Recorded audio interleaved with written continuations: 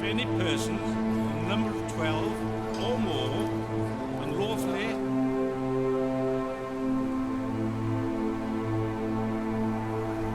wirelessly or tumultuously assembled together so the disturbance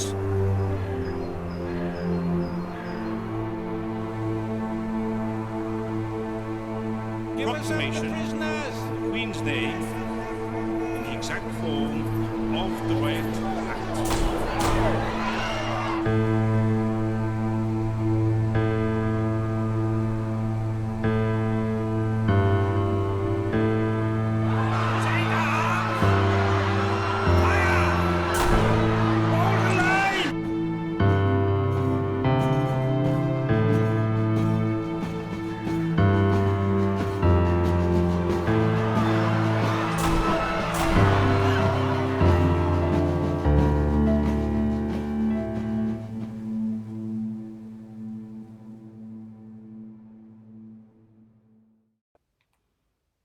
Hello, my name is Ian Black and I'm the Dean of the Cathedral here in Newport.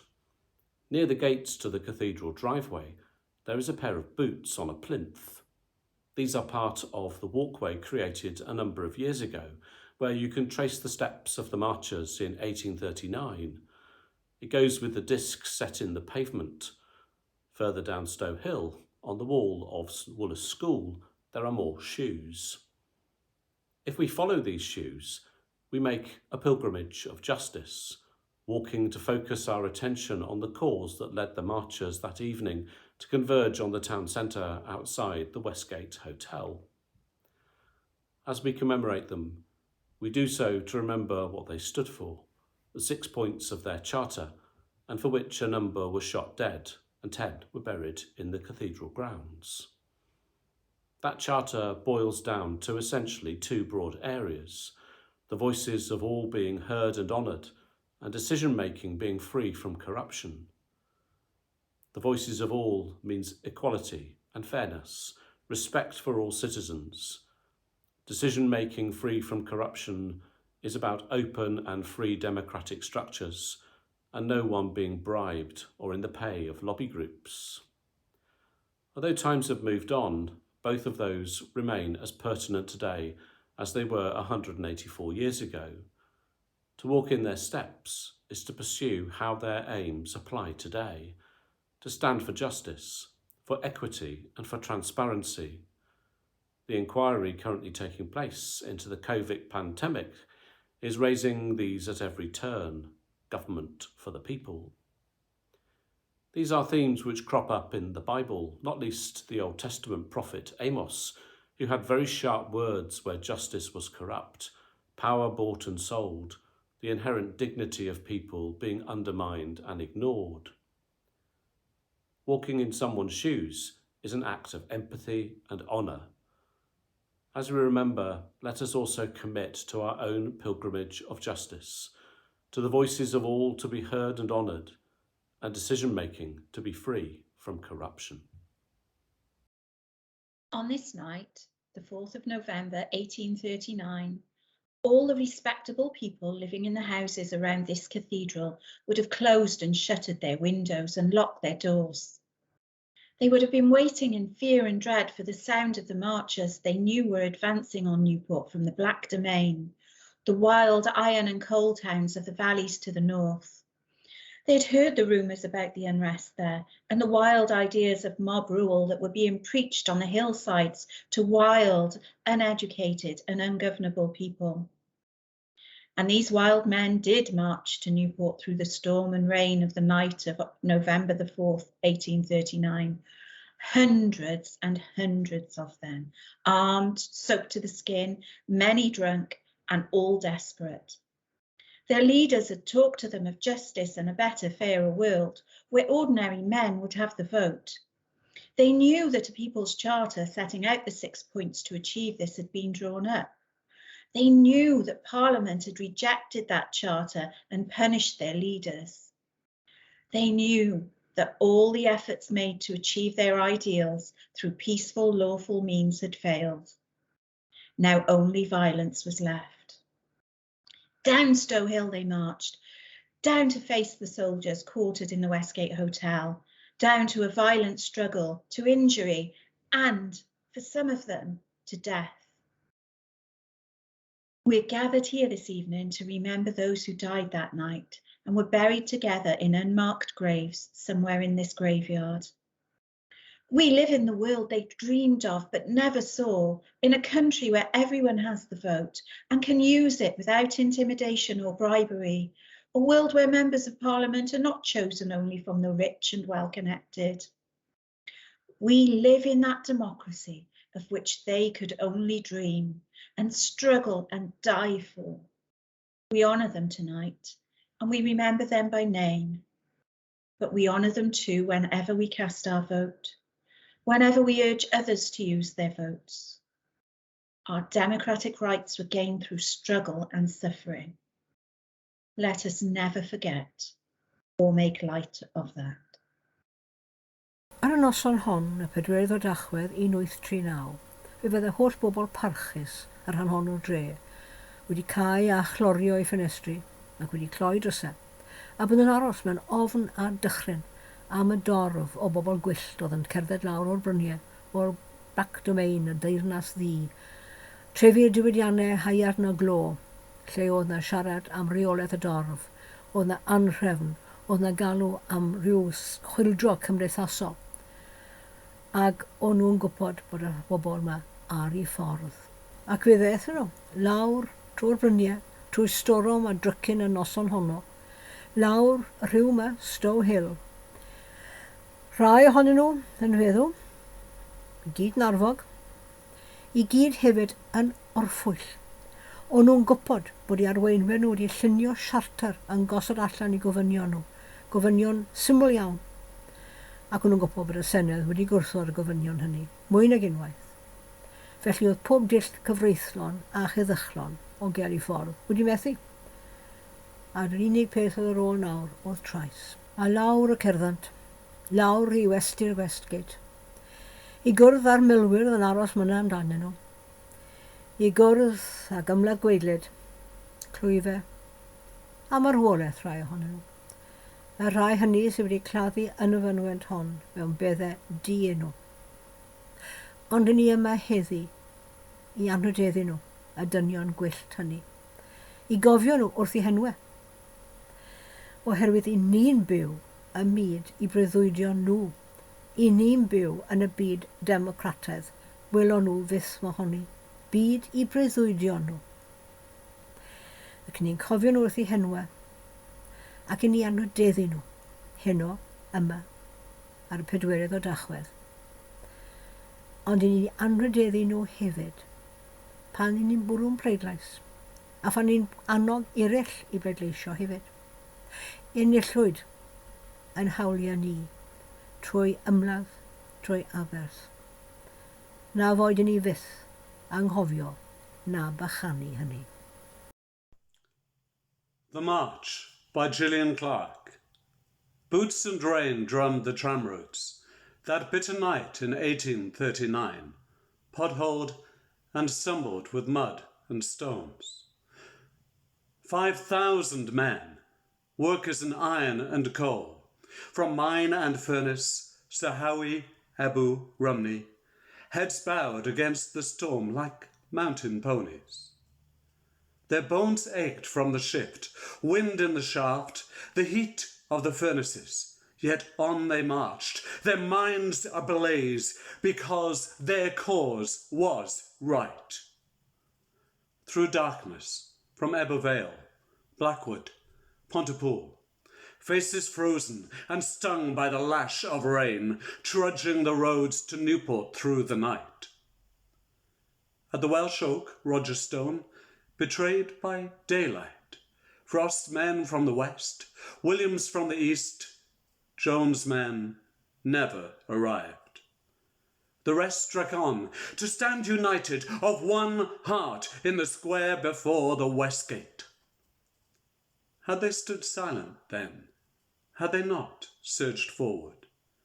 Had they not been shaken by rage against injustice? Had they muzzled the soldiers' muskets with a multitude of silence? had reason spoken, those steely thousands might have won the day. But they stormed the doors to set their comrades free, and shots were fired, and freedom's stream was broken.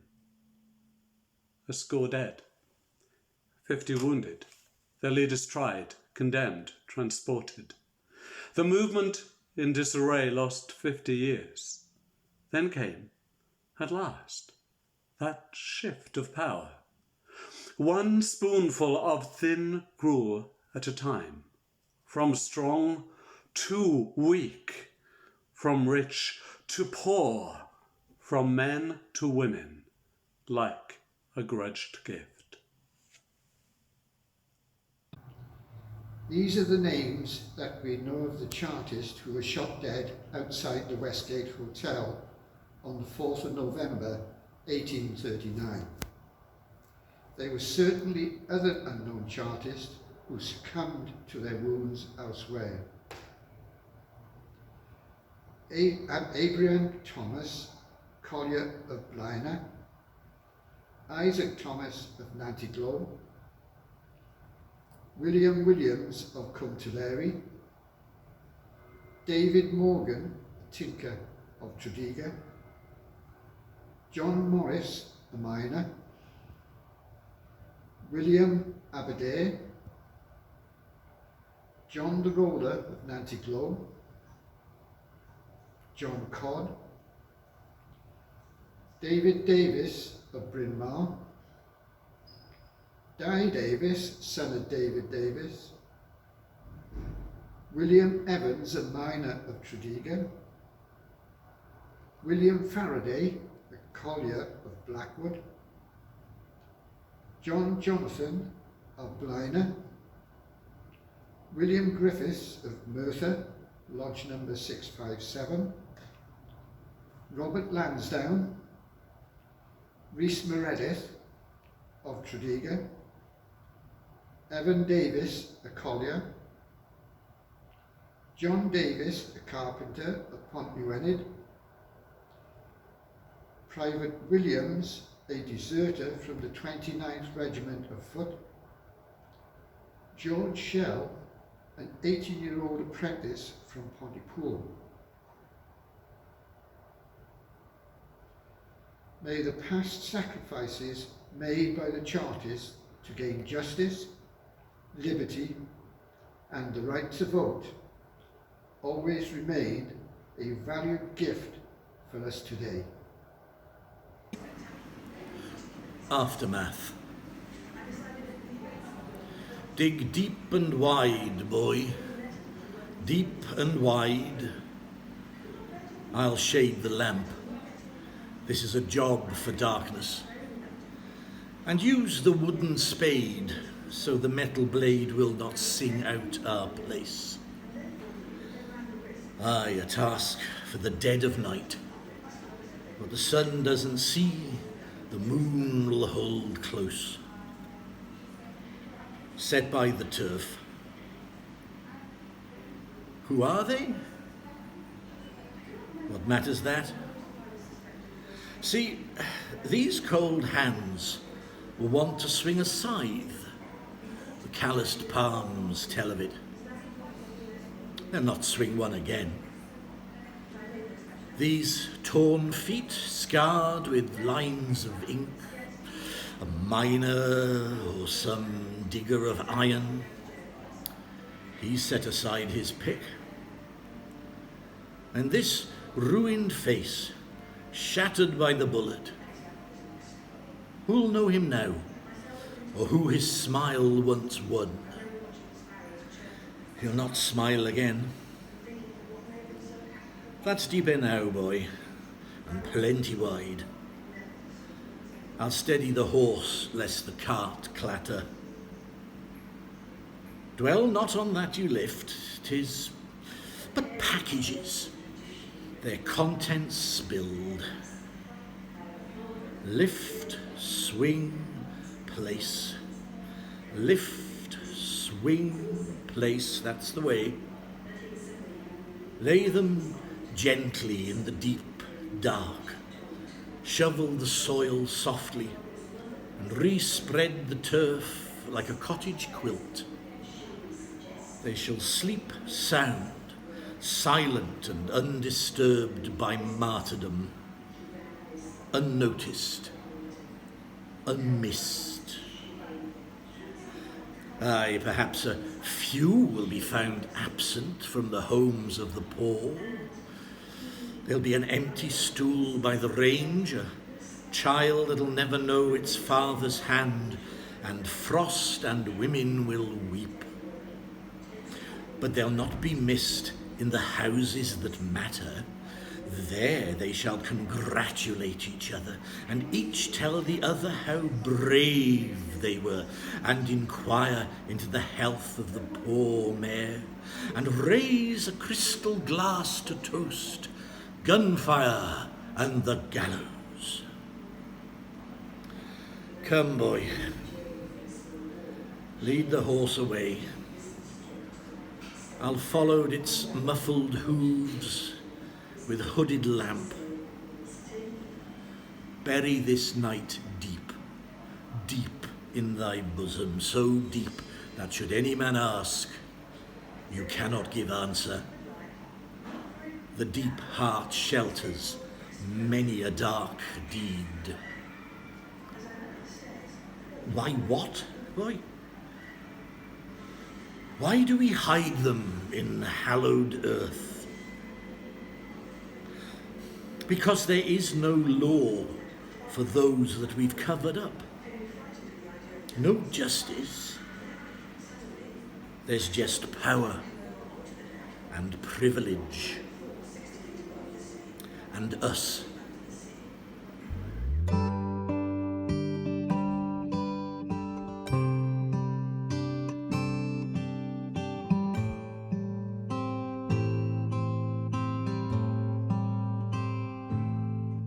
In the night streets of Newport, in the month of November, we were one in the gathering throng,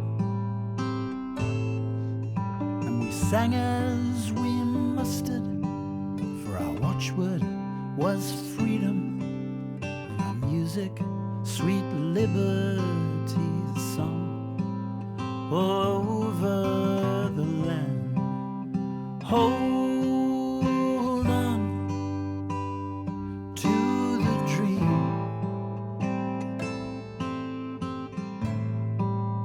Stand your ground. Stay strong and believe.